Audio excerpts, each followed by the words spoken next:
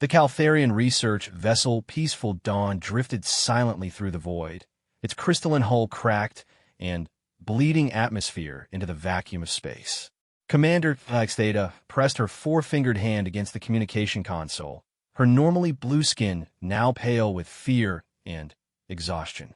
The gentle beings of Calthar had never known true violence in their 3,000 years of civilization, but today they learned what terror meant.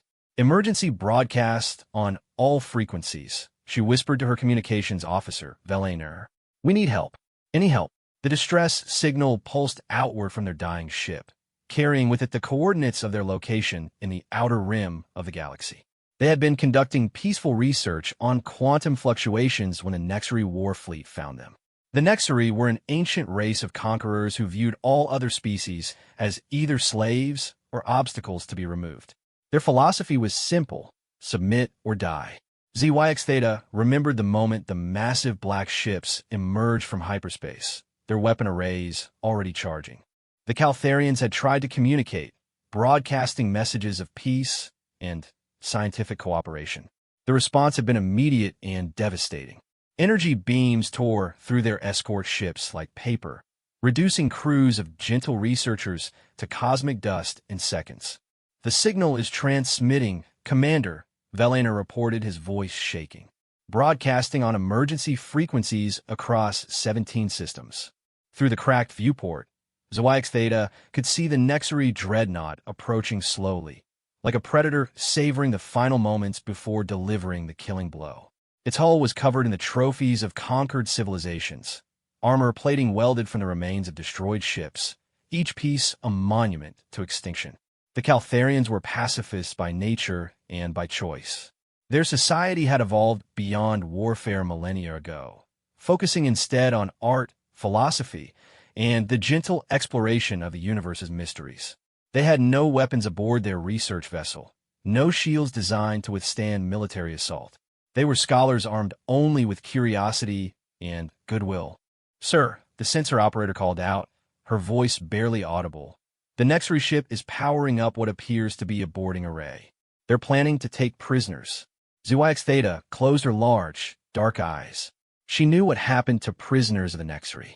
The few survivors who had ever escaped their clutches spoke of torture chambers designed to break both body and mind of entire species enslaved for the entertainment of their captors. The Nexari fed on suffering, literally drawing sustenance from the pain and fear of other beings. Has anyone responded to our distress call? She asked, though she already knew the answer. The Galactic Federation was too far away, their response time measured in weeks rather than hours. The nearby systems contained only other peaceful species who would be just as helpless against the Nexari war machine. Nothing yet, Commander, Velaner replied. We're receiving automated acknowledgments from the Federation relay stations, but no ships are close enough to assist. The Nexari boarding ship detached from the main dreadnought, its angular form bristling with cutting tools and neural disruptors. ZYX Theta had heard stories of Nexari boarding actions. They didn't just capture prisoners. They made the process as traumatic as possible, using psychic torture devices to break their victims' minds before the physical torment even began. Wait, the communications officer suddenly straightened, his ears twitching with confusion. I'm receiving a response signal. It's strange. The language is primitive. The technology appears to be centuries behind Federation standard, but the transmission is incredibly powerful. Can you decode it? ZYX Theta asked, grasping at this thin thread of hope. Working on it now. Velaner's fingers danced across his console. The universal translator is having difficulty with the linguistic patterns, but I'm getting fragments. Something about cavalry? Marines? The sender identifies themselves as the United Earth Navy. None of the Caltharians had ever heard of Earth or humans. In their extensive database of galactic civilizations, there was no record of this species. They were completely unknown to the greater galaxy, apparently operating from some backwater system that had never made contact with the Federation. The message continues, Velaner reported. They're requesting our exact coordinates and tactical information about our attackers. They say help is out. I think that means they're coming to assist us. ZYX Theta felt a flicker of hope, though logic told her that any species unknown to the Federation was likely primitive and would be helpless against Nexary technology. Still, even a distraction might give her people a few more minutes of life. "Send them everything," she ordered. "Ship specifications, weapon readings, whatever they need." As the data flowed out to these mysterious humans, the Nexary boarding ship drew closer. Through the hull, they could hear the sound of cutting tools beginning their work, the metallic screech of their ship being dissected by alien technology. "Commander," the sensor operator called out urgently. "I'm detecting massive hyperspace fluctuations. Multiple ships incoming." The space around them erupted in brilliant flashes of light as ships tore through the fabric of reality itself. But these weren't the sleek, elegant vessels of the Federation or the artistic curves of Caltharian design. These ships were brutal, angular things that looked like they had been designed by someone who expected to ram them through solid matter. Their hulls were scarred and pitted, painted in aggressive colors that seemed to absorb light rather than reflect it. The largest ship was a massive dreadnought that dwarfed even the Nexary vessel. Its hull bristled with weapon emplacements, missile tubes, and what appeared to be enormous kinetic accelerators. Painted across its side in crude but effective lettering were the words UES Retribution, and below that a symbol showing a blue and green planet surrounded by stars. "This is Admiral Sarah Chun of the United Earth Navy to all ships in this area." A voice crackled over the communications array. The universal translator rendered it in Caltharian, but there was something in the tone that transcended language. It was the voice of someone who had seen real warfare and was completely unimpressed by what they faced here. "Unknown aggressors, you will immediately cease hostile actions and withdraw from this system. This is your only warning." The Nexary response was predictable. Energy beams lanced out from their dreadnought, striking the human ships with enough force to vaporize most Federation vessels. The human shields flared bright blue, absorbed the impact, and held firm. More importantly, the human ships didn't retreat or attempt to negotiate. They attacked. The space around the peaceful dawn became a storm of energy beams, kinetic projectiles, and explosions that lit up the vacuum like a twisted aurora. But this wasn't the usual one-sided slaughter that the Nexary were accustomed to. The human ships moved with a precision and aggression that spoke of extensive combat experience. Their weapons were crude by galactic standards, but devastating in their application.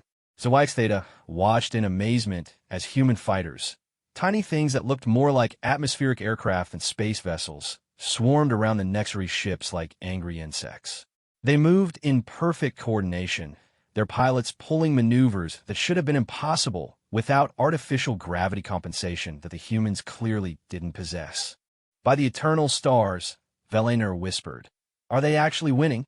The battle unfolding around the peaceful dawn defied everything the Caltharians understood about warfare. The Nexary had ruled through fear for thousands of years, their ships designed to intimidate as much as destroy. Their hulls were covered with the trophies of dead civilizations, and their tactics relied on psychological warfare as much as superior firepower. But these humans seemed completely immune to fear.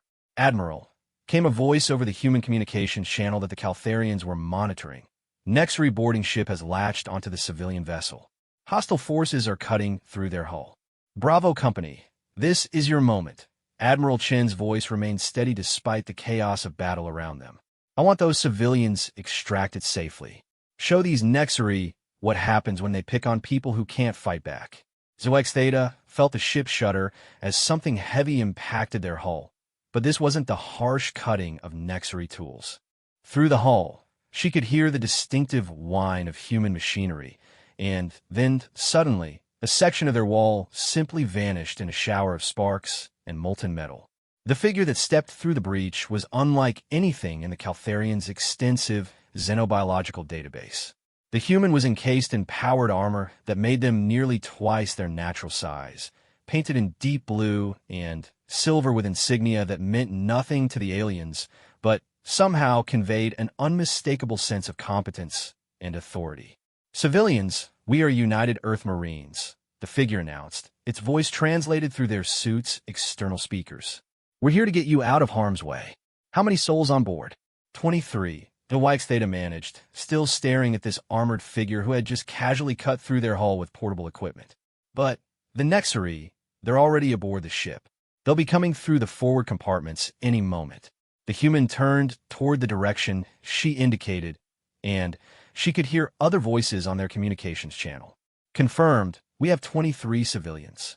Nexari boarders are in the forward sections. Moving to engage. Copy that, Bravo Company. Light them up.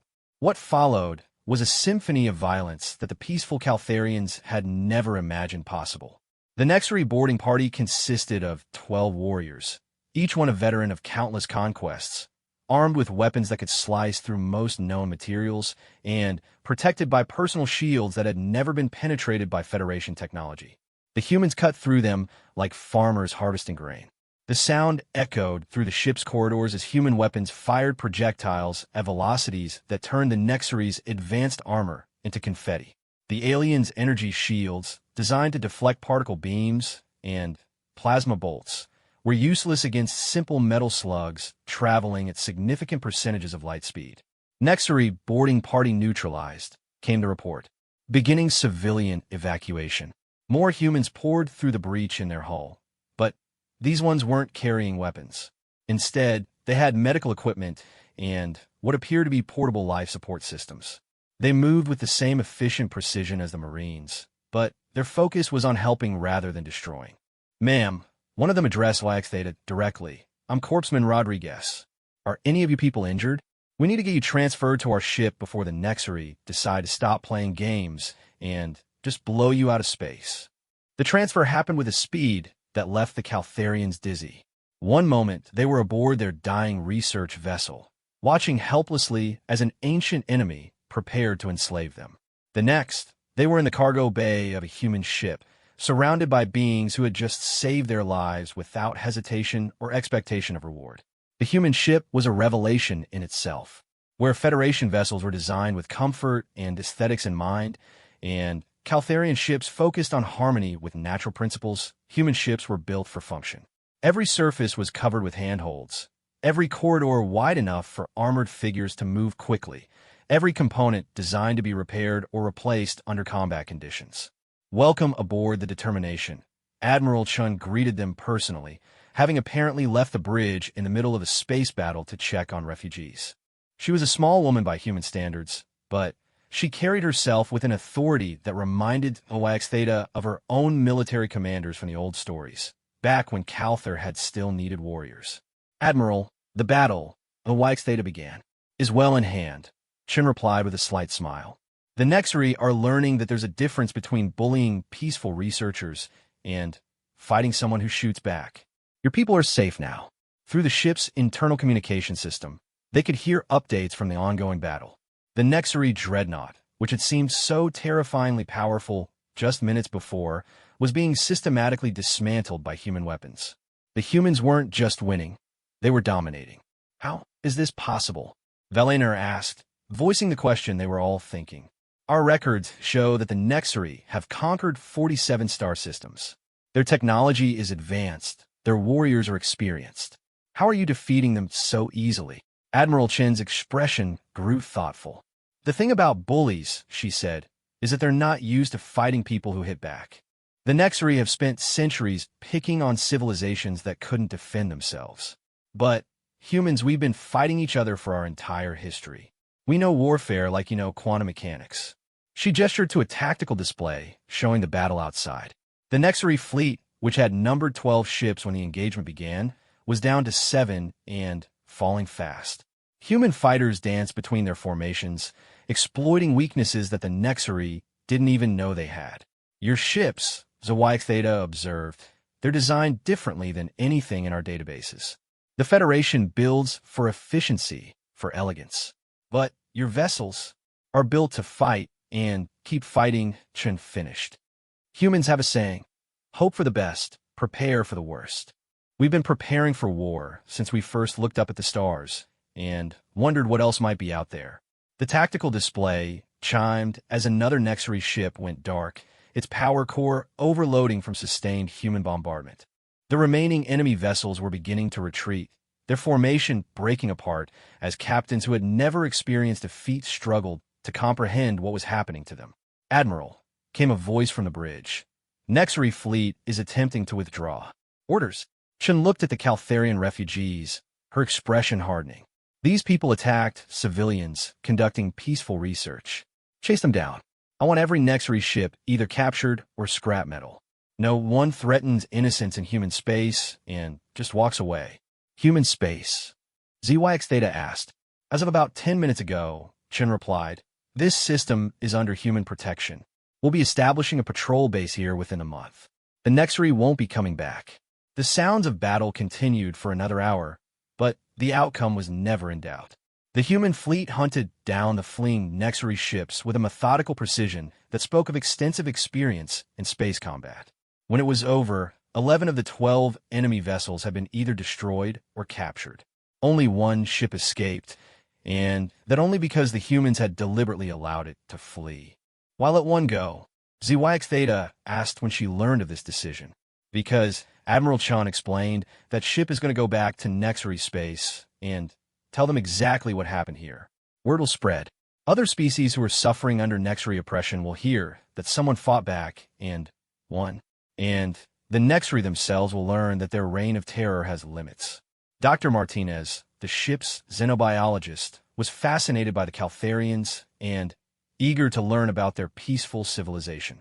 Through their conversations, the humans began to understand just how unique their warlike nature was in the greater galaxy. Most species, ZYX Theta explained, evolve beyond warfare as they develop. The energy required for interstellar travel is so enormous that any civilization capable of leaving their home system has usually learned to solve conflicts through cooperation rather than violence. War becomes obsolete, like hunting or manual labor. But not humans, Dr. Martinez observed. "No," she admitted.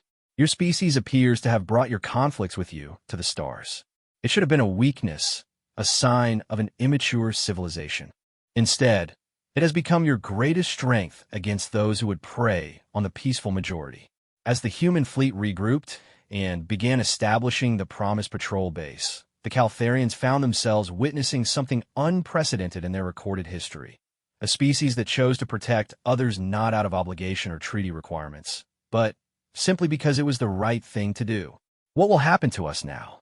Velaner asked Admiral Chun as they prepared for the journey back to Caltharian space. "You'll go home," she replied simply. "You'll rebuild your research program, continue your studies, live your lives in peace. The difference is that now you'll have guardians watching over you. Humans don't abandon people who need protection." The implications of this statement would echo through the galaxy for generations to come. 3 months after the rescue of the Peaceful Dawn, the ripple effects of humanity's intervention had spread across 17 star systems. The Galactic Federation Council chambers on Nexus Prime buzzed with anxious conversation as representatives from dozens of species gathered for an emergency session. Ambassador Kretak of the Vorthani delegation stood at the central podium, her tentacles writhing with barely contained agitation. "We cannot ignore what has happened," she announced to the assembled crowd. "An unknown species has engaged in warfare within Federation space without authorization, destroying vessels and claiming territorial rights. This sets a dangerous precedent." The Caltharian representative, Elder Morthak, rose from his delegation's seating area. His normally gentle demeanor was replaced by something his people rarely displayed: firm determination. "The humans saved the lives of 23 Caltharian citizens when no one else could reach us in time. They asked for nothing in return and have made no demands for territorial concessions or trade agreements. How can we condemn those who acted when we could not?" Across the chamber, Ambassador Zilthara of the Peaceful Meridian Collective added her voice. "The Nexary have been a threat to peaceful species for millennia. Federation protocols have been inadequate to protect civilian research vessels, exploration teams, and trade convoys. These humans accomplished in one battle what our diplomacy has failed to achieve in centuries." But not everyone agreed. The Vorthani had built their civilization on strict adherence to law and procedure, and the humans' unilateral action violated numerous Federation statutes. "Laws exist for a reason," Kretak insisted. "If every species decides to take military action without consultation or authorization, chaos will follow." We must demand that these humans present themselves before this council and answer for their actions. The debate continued for hours, with species dividing along predictable lines. The more militaristic races, few as they were in the peaceful Federation, saw the humans as potential allies or threats depending on their own ambitions. The pacifist majority struggled with the moral implications of condemning those who had saved lives while defending the legal framework that maintained galactic peace. Meanwhile, in the Outer Rim territories that the Federation barely monitored, word of the human victory was spreading through very different channels. In the underground markets of Kepler Station, in the refugee camps of the Shattered Worlds, among the survivors of species that the Nexari had already conquered, a new hope was beginning to grow. Jackson, a young Mirati whose homeworld had been enslaved by the Nexari 5 years earlier, listened to the story being told by a freighter captain who claimed to have witnessed the battle. The captain's details were probably exaggerated, but the core facts have been confirmed by multiple sources. Humans existed, they could fight, and they had utterly destroyed a Nexari fleet to save strangers. They didn't ask for payment? Hax imprest. No territorial demands. No tribute. Nothing, the captain confirmed. According to the survivors, the humans just said they'd established a protection zone and left patrol ships to keep the area safe. They gave the Caltharians medical supplies and escort ships home, then started building some kind of base to watch for more Nexari incursions. This was unlike anything in the recorded history of galactic civilization. When the Vorthani had first achieved interstellar travel, they had immediately begun establishing trade networks and influence spheres.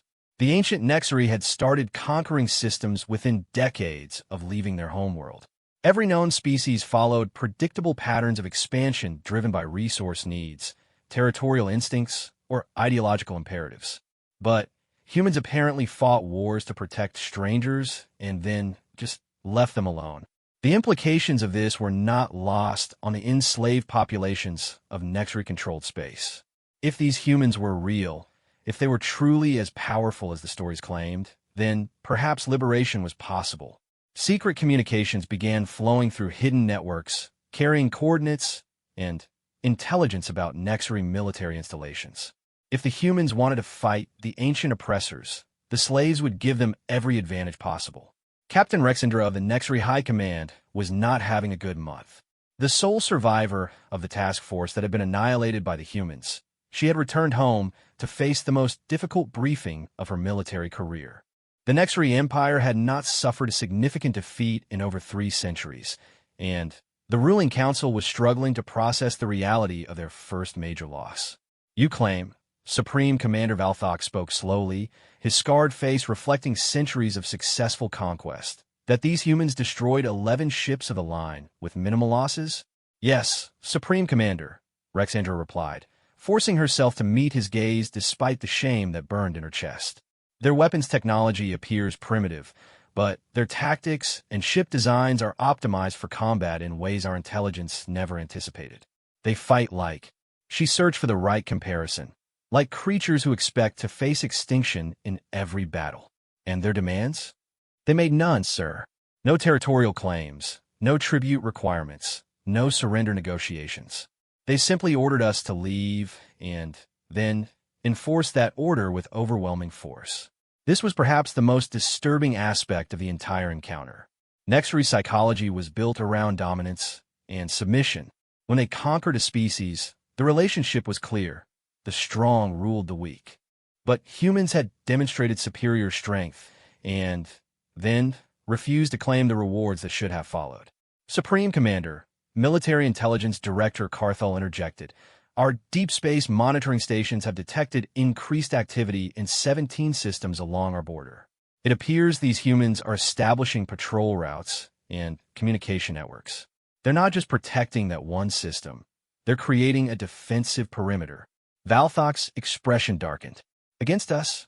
The pattern suggests they're specifically targeting our raiding routes and trade interdiction zones. Systems where we've historically operated with impunity are now protected by human patrols.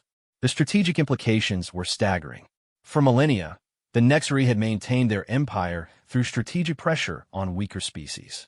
They would raid shipping lanes, attack isolated colonies, and capture civilians for their slave markets. The threat of such attacks forced other species to pay tribute or accept Nexury protection. But if humans were actually protecting those vulnerable targets? Sir, Rexindra added hesitantly, there's something else. During the battle, I monitored their communications. They spoke about other conflicts, other species they've encountered. This wasn't a first contact situation for them. They've been fighting wars for a very long time. How long? Based on their tactical coordination and equipment standardization, I would estimate decades at minimum, possibly centuries. They're not a recently spacefaring species learning about galactic politics. They're an established military power that has somehow remained hidden from Federation notice. The silence in the council chamber stretched for long minutes as the implications sank in. The Nexury Empire was facing an unknown enemy with unknown capabilities, unknown allies, and unknown objectives. For a species that had built its power on perfect intelligence and careful planning, this was a nightmare scenario. Back on Earth, in the underground command centers beneath Geneva, Admiral Chin stood before a holographic display showing the current disposition of the human fleet. Red dots marked Nexury-controlled systems, blue showed human patrol zones, and green indicated species under human protection. The pattern was growing daily as more civilian distress calls reached human ears. Status report, Admiral, President Martinez requested from the secure communication link. We've responded to 14 separate incidents in the past month, Chen reported. Nexury raids on mining colonies, slave-taking operations, and what appear to be systematic attacks on research installations.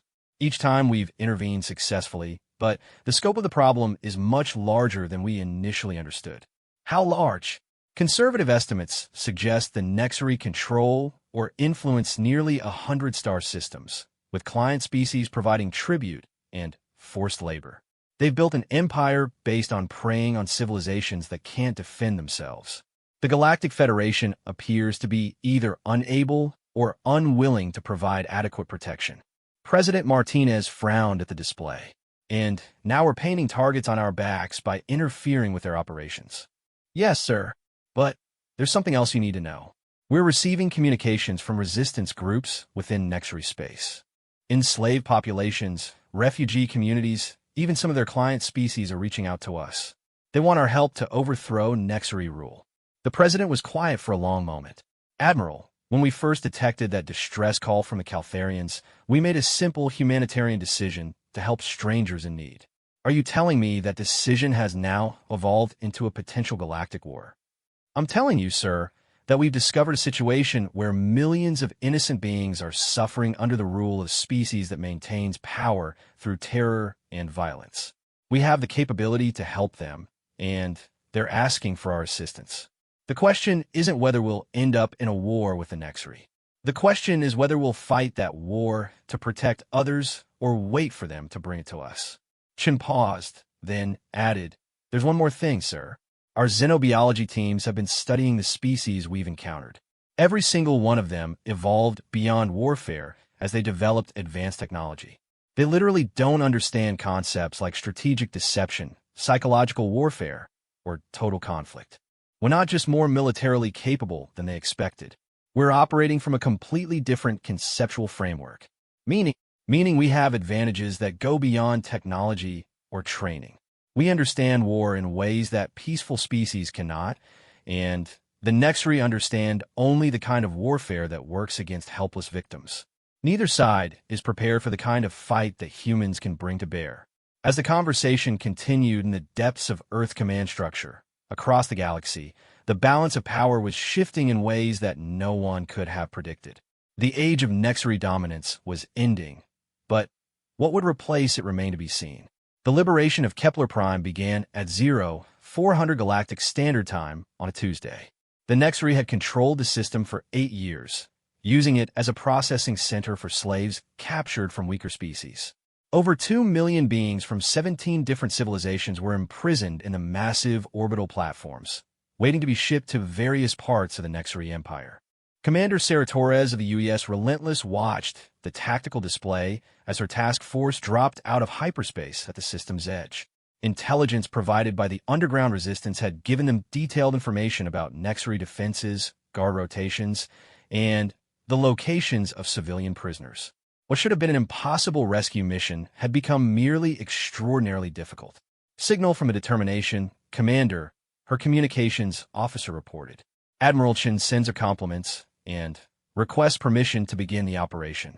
Tell the Admiral she has a green light, Torres replied.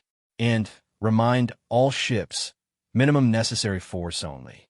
We're here to liberate, not to destroy.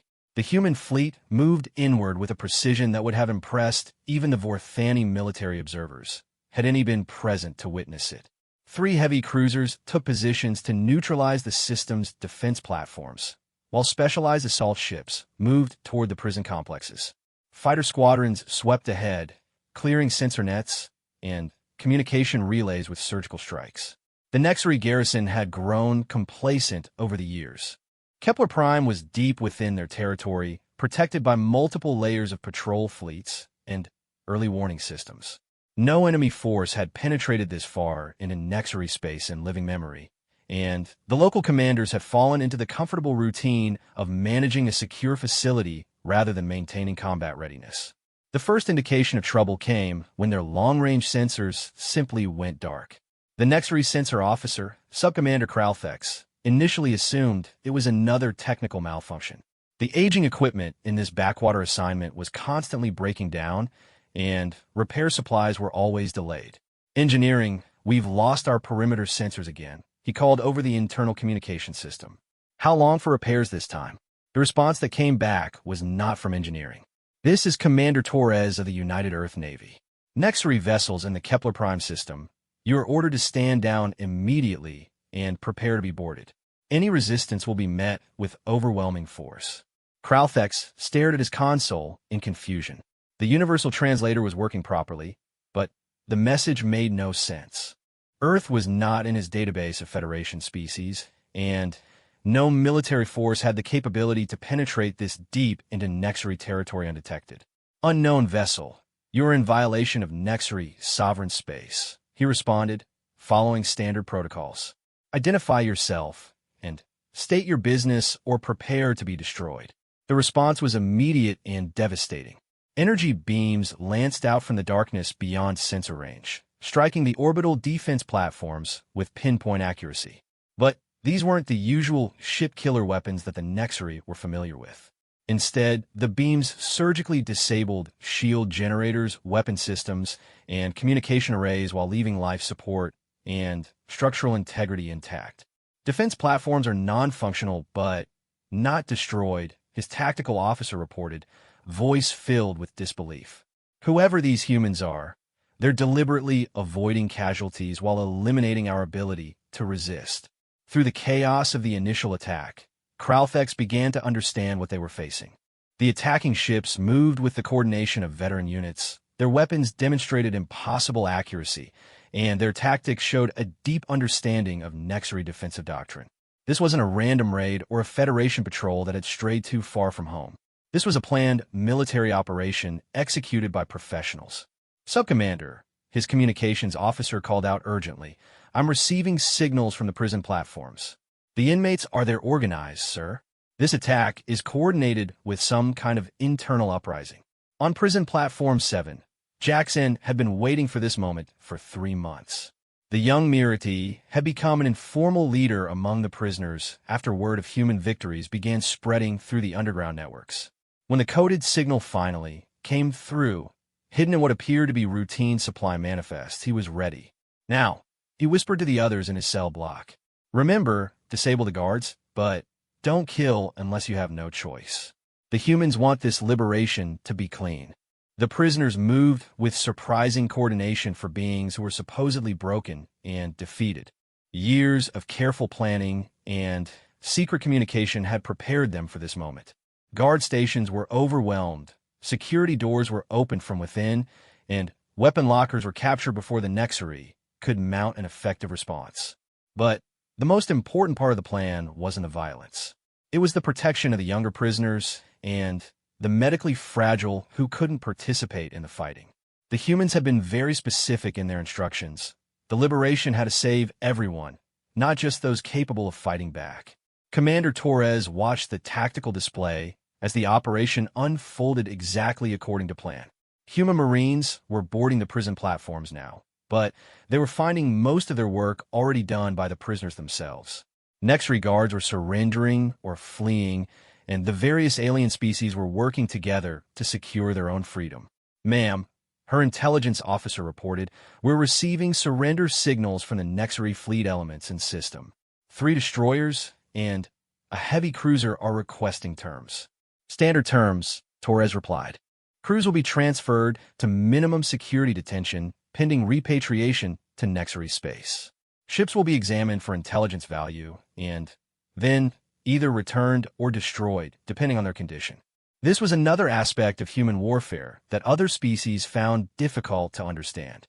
Humans had developed elaborate codes of conduct for the treatment of prisoners, the protection of civilians, and the rules of engagement in military conflicts. Even their enemies were treated with a basic level of respect and dignity that was rare in the galaxy. "Commander," the communications officer interrupted, "priority message from Fleet Command on Earth. Admiral Chun is requesting immediate status update for the Federation Council." Torres frowned. "The Federation? Why are they involved?" "Unknown, ma'am, but the message carries alpha priority authentication codes." As the liberation of Kepler Prime continued around them, Torres found herself thinking about the larger implications of their actions. Each successful operation against the Nexury brought them into greater conflict with the established galactic order. The Federation valued stability above justice, law above morality, and process above results. Human intervention was achieving outcomes that Federation diplomacy had failed to accomplish, but it was also disrupting the careful balance that had maintained galactic peace for millennia. On the main prison platform, Human Marines were discovering the true scope of Nexury cruelty. Dr. Elizabeth Warren, the fleet's chief medical officer, moved through corridors filled with beings who had been systematically tortured, starved, and broken for the entertainment of their captors. Her medical team worked frantically to stabilize the most critical cases while documenting evidence of war crimes that shocked even experienced military personnel. "Commander Torres," Dr. Warren's voice came over the communication system. "You need to see this. The Nexury weren't just using these people as slaves. They were conducting experiments. Biological modifications, psychological conditioning, genetic manipulation. Some of these prisoners have been altered so extensively that we're not sure if they can be returned to their original species." The implications were staggering. If the Nexury were not just slavers, but were actively experimenting on captured beings, then every day of delay meant more victims suffering in other systems. The moral imperative for action was becoming stronger, even as the political complications were growing more complex. "Status of prisoner evacuation?" Torres asked her operations officer. "Proceeding ahead of schedule, ma'am. The prisoners are cooperating fully, and many are providing intelligence about other Nexury installations. We're learning about facilities that the Federation doesn't even know exist." Torres made a decision that would echo through history. "Send a message to Fleet Command. Tell them we're not stopping with Kepler Prime. Every piece of intelligence we gather here points to more atrocities, more prisoners, more systems where innocent beings are suffering. Request permission to continue liberation operations." She paused, then added, "And if permission is denied, request clarification of our moral and legal obligations regarding ongoing crimes against sentience." As the human fleet prepared to depart Kepler Prime with over 2 million liberated beings, the fundamental nature of the galactic conflict was shifting. This was no longer about defending against Nexury raids or protecting individual systems. This was becoming a war for the soul of galactic civilization itself. The freed prisoners looked up at their human rescuers with something that had been absent from the galaxy for too long. Hope. Not the polite, diplomatic hope of Federation negotiations, but the fierce, burning hope of those who had seen the strong protect the weak simply because it was right. In the cargo bays of human ships, representatives of 17 species worked together to plan their return home and their testimony to the Federation Council. They carried with them not just their freedom, but proof that the universe could be better than it was. They had seen beings who fought not for conquest or profit, but for the simple principle that suffering should be prevented when it was within their power to do so. As the task force jumped to hyperspace, carrying its precious cargo towards safety, The ripple effects of their actions were already spreading across the galaxy. In the Federation Council chambers, emergency sessions were being called. In Nexary command centers, defense plans were being hastily revised. In the hidden networks of the oppressed and enslaved, new hope was kindling. The humans had answered a stress call, and in doing so, they had changed everything. The Galactic Federation Council chamber had never seen anything like this before. Representatives from 47 species filled the Great Hall, but for the first time in recorded history, they were not there to debate policy or negotiate trade agreements. They were there to witness testimony from beings who had experienced something unprecedented in galactic civilization: liberation through military force. Elder Morthak of the Keltharians stood at the witness podium, his gentle features reflecting a mixture of gratitude and determination. Behind him sat rows of other survivors: Mirati refugees from Kepler Prime, Zephyrian research scientists rescued from Nexary experimental facilities, and dozens of other beings whose world had been saved by human intervention. Honored Council, Morthak began, his translated words carrying across the chamber. 3 months ago, my people faced extinction at the hands of the Nexary Empire. Our research vessel was defenseless, our escort destroyed, our crew about to be captured for purposes too horrible to describe. We sent a distress signal into the void, hoping against hope that someone, somewhere, might care enough to help strangers in need. He paused, looking around the chamber at the assembled representatives. The beings who answered that call asked for nothing in return. They demanded no tribute, claimed no territory, sought no advantage. They simply saw suffering and chose to stop it.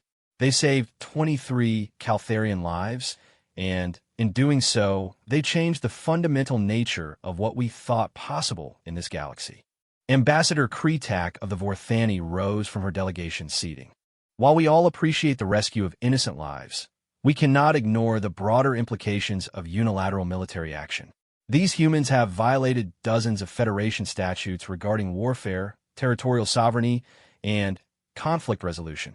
They must be called to account for their actions. But before she could continue, a new voice echoed through the chamber.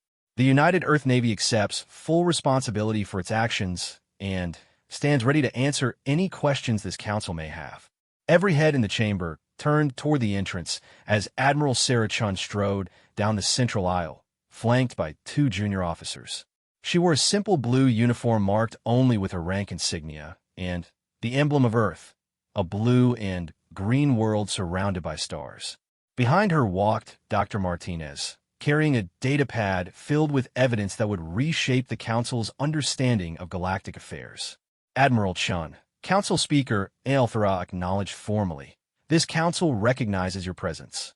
However, I must inform you that Earth is not a Federation member world, and therefore this body has no obligation to hear your testimony. With respect, Speaker Aelthera, Chun replied calmly. I believe this council will want to hear what we have to say, because the scope of what we've discovered goes far beyond the rescue of a few research vessels. She gestured to Dr. Martinez, who activated a holographic display that filled the center of the chamber. The image showed a 3-dimensional map of the galaxy, with various regions highlighted in different colors. Red zones marked confirmed Nexary territory, orange showed areas under their influence, and yellow indicated systems where their raids were active. The assembled representatives stared in silence as the scope of the display became clear. Nearly a quarter of the galaxy was shaded in some variation of red. In the past 4 months, Chun continued, human forces have liberated 17 star systems, rescued over 3 million enslaved beings, and documented evidence of systematic genocide, forced experimentation, and industrial-scale torture. The Nexary Empire is not the minor threat that Federation intelligence believed it to be. It is the dominant military power in this region of space, and it maintains that dominance through terror. She touched a control, and the display zoomed in to show individual systems. Kepler Prime, 2 million prisoners from 43 species, held in conditions designed to break their minds before their bodies were sold into slavery. Meridian 7, an entire civilization of peaceful explorers, extinct for the past decade because the Nexary found their technology useful and their resistance negligible. The hologram shifted again, showing recordings taken from liberated facilities. The images were too disturbing for many of the peaceful species to watch directly, but the evidence was undeniable. The Federation had been operating under a fundamental misunderstanding of the threats facing its member worlds. "This is all very tragic," Ambassador Kretak interjected, "but it does not justify unilateral military action. The Federation has procedures for dealing with aggressive species. Diplomatic channels, economic sanctions, formal protests have achieved nothing," Jackson said quietly from the witness section. The young Mirati survivor stood slowly, his scarred features carrying the weight of 8 years in Nexari captivity. "I was there when Federation diplomats came to negotiate my people's release. Do you know what the Nexari told them? They said we were volunteer workers and that our complaints were misunderstandings based on cultural differences." He gestured to his own body, marked with the surgical scars of Nexari experimentation. "These are not cultural misunderstandings. These are deliberate acts of cruelty performed by beings who derive pleasure from the suffering of others. Your Federation knew what was happening and chose to do nothing because acting would have disrupted your precious stability." The chamber erupted in arguments as representatives debated the implications of this testimony. Some species, like the Caltharians and the remnants of Nexari victim civilizations, supported human intervention. Others, particularly the more legalistic species like the Vorthani, insisted that proper procedures must be followed regardless of the human cost. But Admiral Chun had one more revelation that would shift the debate entirely. "Honored Council," she said, her voice cutting through the chaos. "There is something else you need to know. The Nexari Empire is not the only threat you face. Our deep space reconnaissance has identified at least 3 other aggressive species operating in different regions of the galaxy, all following the same pattern. They prey on peaceful civilizations while avoiding direct conflict with the Federation's core worlds." The holographic display expanded to show these other threats. The mechanical harvester fleets that strip-mined entire systems, the parasitic devourers who consumed the life force of sentient beings, and the hive-minded swarm that converted captured populations into drone soldiers. Your Federation exists in a bubble of peace maintained by geographic luck, and the forbearance of species that have not yet decided you're worth conquering. But that situation is changing. The galaxy is becoming more dangerous, not less, and your current approach to conflict resolution is inadequate to protect your member worlds. Council Speaker Aelthera leaned forward her chair. "What exactly are you proposing, Admiral?" "A new model of galactic security," Chen replied. "The Federation continues to handle diplomacy, trade, and civilian matters.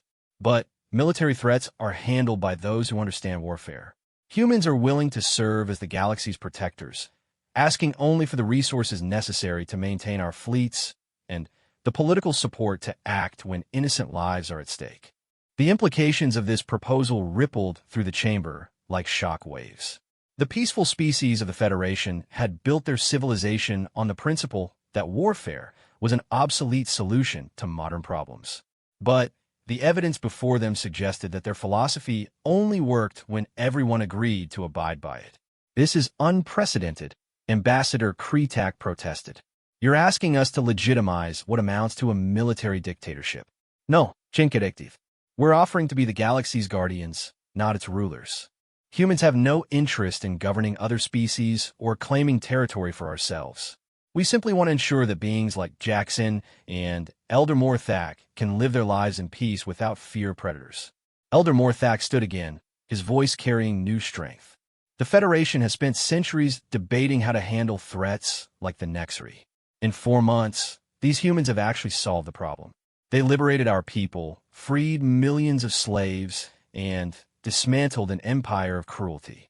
The question is not whether their methods were proper according to our laws. The question is whether we have the moral courage to support them in finishing the work they started." The vote, when it finally came, was closer than anyone had expected. 24 species voted to grant humans emergency military authority to continue their operations against the Nexari and other galactic threats. 22 voted against, preferring to maintain traditional diplomatic approaches. 1 delegation abstained, unsure of the implications either way. It was the smallest margin in Federation history, but it was enough. As the council session ended and representatives began filing out of the chamber, Admiral Chin found herself surrounded by survivors from dozens of liberated worlds.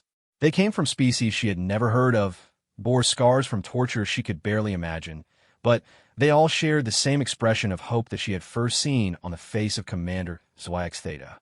"What happens now?" asked a young Zephyrian whose homeworld had been destroyed by the Nexari. "Now we finish what we started," Chin replied. "There are still millions of prisoners in Nexari facilities, dozens of enslaved worlds, and 3 other major threats that need to be dealt with. The galaxy just voted to let us do our job properly." She looked around at the assembled beings who represented the cost of the Federation's previous inaction.